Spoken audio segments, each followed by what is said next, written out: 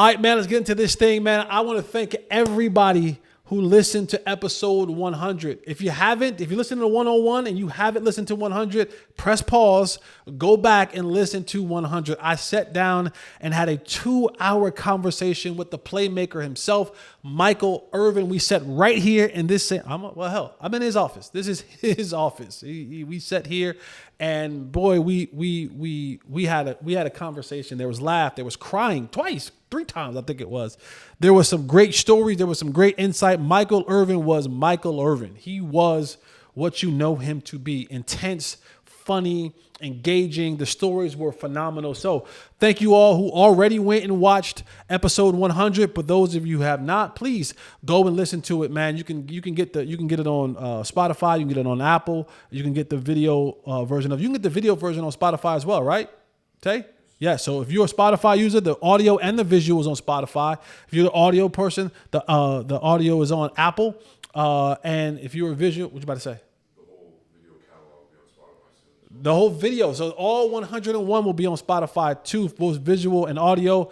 Apple is audio. Of course, YouTube is visual. So if you like looking at me, like I like looking at me, go ahead and get that thing downloaded on YouTube. Make sure you hit the like and subscribe button while you are there. All right, man, let's get into this thing.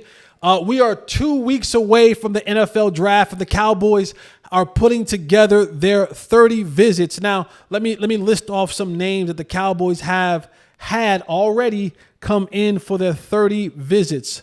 I just had the list pulled up, and now it's away. So let me pull the list back up again. So there's names like Tetairoa McMillan, Emeka Egbuka, Luther Burton.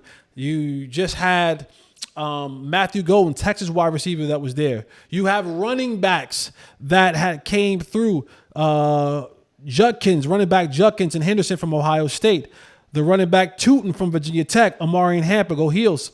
Offensive linemen, you had Armand Mimbu and Kelvin Banks. You've had Jonah, I can't pronounce his last name, but the offensive guard from Arizona. You had both of the stewards from A&M, Michael Williams, James Pierce, Walter Nolan came through, Alfred Collins came through, Siobhan Vervelle, cornerback, came through, Andrew Mabuka from Texas, safety, came through. So the Cowboys, which they have many needs, whether that's offensive line need, defensive line need, cornerback need, of course, wide receiver need, for sure running back need.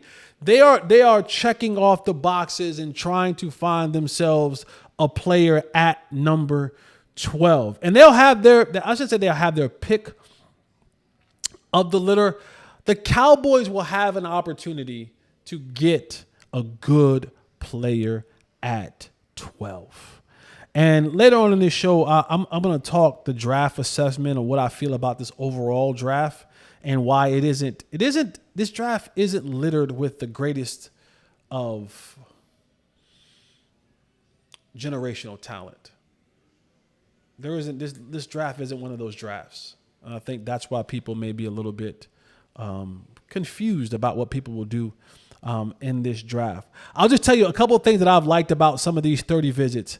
I'm biased, right? Amarian Hampton, North Carolina Tar Heel. I'm a Tar Heel. So I'm like, oh, great. Amarian's in town. Think he'll be a phenomenal a running back. But the one, and this is me being absolutely prejudiced in a good way. This isn't a black and white thing, not that kind of prejudice. This is a appearance prejudice. And why I fell in love. I think Judkins is a really good player. But here's why I fell in love with Judkins. Because, of course, when you go on these 30 visits, these players, they're there and they're taking a picture with Jerry Jones and, stuff like that. I fell in love with Judkins because when I saw his picture, he probably had on the most terrible outfit you could ever have. And to some people like, damn, Jess, we listen and we don't judge. Why are you judging that man on his outfit? It was horrible. His outfit was terrible. He had on some baggy Jabot jeans and some what are those on his feet. And, and I looked at this fit and I said, I hate the fit. I hate the fit. The fit's trash. I love him. People say, well, wait. You hate the fit, but you love him? What? I love him. And here's why I love him. Here's why, from that picture alone, and this may sound crazy, but from the picture alone, we're talking about Judkins, who split the backfield with Travion Henderson at Ohio State. If you don't know, I'm going to educate you. The Ohio State Buckeyes had a roster, a championship roster. They won the championship last year, $20 million. $20 million. You know that Judkins got a nice chunk of change out of that 20 that was passed around that roster that they had in Ohio State. That dude had on some baggy Jabot jeans. I don't know if they was Jabot. Maybe they were Paco. Maybe they were South Pole. I don't know. But the jeans were trash. The kicks, trash. My boy had on no chain, no ice, no, he didn't give you the Shador, no Audemars, no Breitling, no Rolly, no nothing. He had none of that on. He wasn't come. I love him. I love him. Why do you say that, Jay Holley? That dude's by ball. Okay? That dude don't give a damn about fashion. You know, these kids now, they got the fashion and they want to wear the Balenciagas and they want to wear the Moncler and they want to wear the Fear God and the Essentials and they want to wear all this weird stuff. When I saw Judkins and I saw that fit, oh, that's a man about ball. That's a man that's like, all I care about is ball. I don't care about fashion. I don't care about jewelry. I don't care about bling. I don't care about none of that. Bless ball. I said I like him. I know a ball player when I see one. That joker came to Dallas on his 30 visit and he ain't had no ice on. He ain't had none of this weird. Nah, that dude, Judkins, I love him. I'm not saying that he's going to be the next to nothing. I don't know. But I fell in love with him. Simply because I know a ball player. I know a dude who is strictly about, he don't care about nothing else. He don't care about none of that. He don't care about none of that. Every time you see the joker, he's somewhere in the weight room. He's somewhere doing football-related things. He ain't at the fashion show. He ain't wearing the weird glasses. Now, I'm not saying that you can't have those things and still be a good player. You see it all the time in the National Football League. But a guy like this, in this culture, in this generation, who was a star at Ohio State national championship, he contributed to that, one of the best running backs in the country, and he showed up in some Jabot jeans, put him on my team. Put him on my team. The Cowboys went and, like I said, they brought in the top 4 wide receivers in this draft class. They brought in Matthew Golden, Tetairoa McMillan, Emeka Egbuka, and Luther Burton. Let me just say this. I know that everyone, and here's what I love about the draft, because no one is certain. No one. I just literally, Tay and I just sat here and argued for 15 minutes about somebody who was drafted in 2017. He said it's a miss. I said it was whatever. But no one really knows. No one really knows. And so I love about the draft is that I can feel one way about a player. You can feel one way about a player. You can feel another way about another player. And we don't know. It's all personal preference. It really is all personal preference. Because the guy that likes Tetairoa is not right or wrong. The guy who likes Emeka Egbuka, not right or wrong. The guy who likes Matthew Golden, not right, not wrong. It's personal preference. Out of those 4 receivers, Emeka Egbuka, Luther Burton, Tetairoa McMillan, and Matthew Golden. Me, personally, for the Cowboys, I would go Emeka Egbuka. I would go Luther Burton. I would go Tetairoa. Then I go Matthew Golden. That's just me. Not saying that any of those guys are wrong, but I think Emeka Egbuka fits perfectly opposite of CeeDee Lamb. I think he does. And I don't think any of the receivers that I just mentioned, none of those guys are surefire dominant wide receiver ones. They aren't, in my opinion. Now, again, it's my opinion. I don't think Tetairoa is a number 1 wide receiver. Like I think he is a compliment to another dude. Like I think Tataroa will be, like I said, he'll be compliment to another dude. Same thing about Matthew Golden. Same thing about Luther. Now I will say this. I'm a huge Emeka Ibuka fan to Dallas. Fit means everything. But I think the one player who's not being talked about enough, who's actually been falling in this draft, I do a show with Clarence Hill, and he went and did some digging on why Luther Burton is falling in this draft.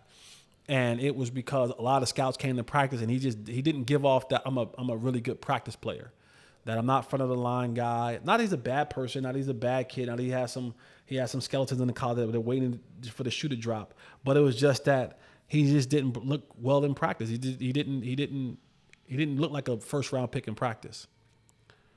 I think if there's any player out of the names that I just named as far as receiver that's gonna have major success in this league, like almost like superstar success in this league, I think it's Luther Burton over Emeka, over Golden, over Tataroa. I do. I think if Luther Burton falls, and if you're a Cowboy fan, say again. Yeah, and some of these mocks, I'm saying, if he gets to, you start talking about, he gets to like that 30th range, and now you start looking at those teams, especially teams who already have a winning system put in place. Like, imagine Luther Burton getting to the Philadelphia Eagles. Imagine that, Cowboy Nation. If you're a Cowboy fan, if you're not a Cowboy fan, imagine having to deal with A.J. Brown, Devontae Smith, and Luther Burton. You don't have the facilities to stop that. You don't. Jordan Lewis is in Jacksonville. You won't see Trayvon Diggs until I don't know when the hell you'll see Trayvon Diggs. You gotta hope that Seatbelt plays better than he did last year. You gotta hope that Deron Bland gets back to that intercepting form that he was 2 years ago. You don't want to see that. You definitely don't want to see a guy like Patrick Mahomes get a Luther Burton, right? Like you don't want to see that. You don't want to see one of those good teams that finish later in the year. You don't want Washington to get a guy like that. You don't want to have to deal with that type of environment. You don't want to. But I think Luther Burton, out of that four, I just feel this way. This is just me. Again, I'm not right. I'm not wrong. This is my personal preference. I think for the Dallas Cowboys, Emeka Ibuka is the perfect fit. Emeka Ibuka isn't elite at anything. He is really good at everything. He is really good at everything. Doesn't have elite speed, good speed, can run. Right? Isn't an elite route runner, it's a really good route runner. He's not the biggest of the kind, great size. Like he doesn't do anything elite, but he does everything. He's going to block his tail off. He's going to play multiple positions. I just think Emeka Ibuka fits well in that mix for the Cowboys. So to have them come in and check him out, I don't know where they're going to go. I think they are going to go receiver at 12. My personal opinion, but the fact that they're looking at defensive tackles, that's a great thing. They need them. They need a good Alfred Collins from Texas in the middle. They need. We're not. I'm not going to A&M. A&M. No. I was going to say you can't draft a Michigan tackle. Kenneth Graham, defensive tackle. Well, only one. Only one. Mason Graham. If Mason Graham somehow, some way, in God's green earth, he falls to 12, you take him. You take him. But anybody else, you stay far away from them. But there are some players that the Cowboys have brought in on their 30 visits that I'm all for, and I'm not opposed to. And I know they just signed Sadiq Charles, which adds another offensive lineman to the mix. But I'm not opposed to them going to get an offensive lineman to number 12 either. What if they're there? Banks or Campbell? What if they're there? Yeah, I mean, I don't think the Cowboys have given up. Or Missouri. Sorry, Missouri. I'm out on Mimbo. I'm kind of out on Mimbo. I don't think the Cowboys have truly given up on Tyler Guyton just yet. I may have, but I'm going to give him a little bit of grace and see if he can't right those wrongs in training camps. I'm going to give him a little bit of grace. But if Will Campbell is there, if Kelvin Banks is there, man, I'm not mad if they go and get that. Because now what you do is if those guys project and are who they are, you're talking about now having your left tackle solidified, your left guard is already solidified, and your center is a good player. Cooper Beebe is a good player, and I think if he continues on the progression that he's on, he'll be an above average to really good center. Your left side is great. And then now we say, all right, Guyton, maybe you work better. You can kind of have like the Mekhi Becton type situation where it didn't quite work out for you at tackle, but they moved Mekhi Becton last year inside at guard. For Philadelphia, mauler. He was a mauler. Saquon is a great back, but they ran behind a lot of those guys up front because Mekhi Becton, it didn't work out at left tackle. Move him over to right guard. So it's a possibility. It's definitely a possibility. The Cowboys have a lot of holes, a lot of needs. I will say this: when the Cowboys, you look at their 30 visits. I would not be the Cowboys. Let me say this. When it comes to the draft, the one team that could really, really, really shake up this draft and put the Cowboys in I'm not saying a weird position, but put them in a position where you got to make a decision. Do you pick there? Do you trade back? The Jacksonville Jaguars. That's the one team nobody's talking about. That's the one team who can take this draft and turn it upside down because of where they can pick. They could, because right now they don't have any receiver moving into the top 10. But Jacksonville can shake some things up. Remember Liam Cohen, who was the offensive coordinator at Tampa Bay. He's going to be offensive minded. Maybe you think about it, he's going to be offensive minded. So what does that mean? That they jump up and there's multiple options, right? They can reach and go, oh, you know what? Tyler Warren, Penn State tight end. Come on. Evan Even's grown. So now we have Brian Thomas Jr. I can put Tyler Warren in there and give Trevor Lawrence a reliable source over the middle. Or they can go, you know what? When I was in Tampa Bay, I had one side, I had Mike Evans. The other side, I had Chris Godwin. I got Brian Thomas. Give me Tedero McMillan. Give me, Matthew Golden. I pair them up, and now Trevor Lawrence has two solid wide receivers in his mix. I can run what I ran at Tampa Bay with those two guys, 2,000-yard receivers, right? Grab an offensive lineman. Like you could do a lot of different things at that, and now that kind of spins this thing, on its head. They can go and say, you know what? We are going to get, a running back, and they take Omarion Hampton there. Like, there's a lot of things that the Jaguars can do at that position. But if you get to the Cowboys, and let's just say you get to 12, and no receiver has been taken, I wouldn't mind trading back. Because I'm winning if I get any one of those four wide receivers. I'm winning. I think Emeka Egbuka is the best he's the best of the four to me that fits for the Cowboys. I'm not saying he's the best receiver overall. I'm saying he's the best fit for the Cowboys in my opinion. But if you can move back and pick up another second round pick and you can grab a receiver in the first at like 20, 18, 19, 20, and then now I can go and get a running back in the second, a defensive tackle in the second, a cornerback in the second. I can do multiple things in the second. I'll have 2 second-round picks. And then I can go get another guy in the third. I can get 4 quality picks if I decide to move back. That's very, very intriguing to me. I can get 4 starters in the first 3 rounds.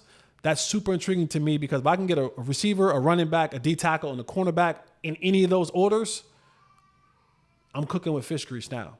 So the Cowboys have some 30 visits, and a lot of those guys can actually be on their team. The list is not done yet. They'll continue to add some more guys to that list, and I'll keep you updated, and I'll talk about them as we go through. But right now, as I sit today, when you watch this, as I sit today, my choice at number 12 for the Cowboys would be either Kelvin Banks or Emeka Egbuka.